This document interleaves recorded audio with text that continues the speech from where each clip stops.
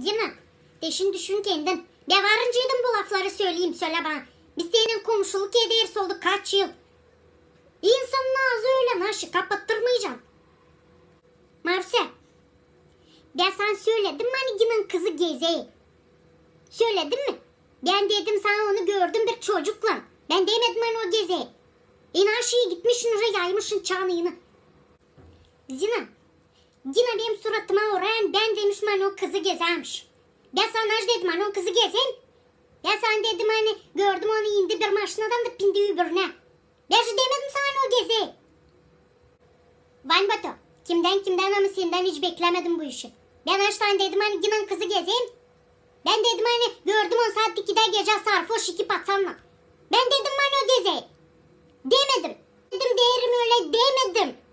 İyi de büyük ağızlısınız. Gideceğim kilisede yiyip size mum koyacağım.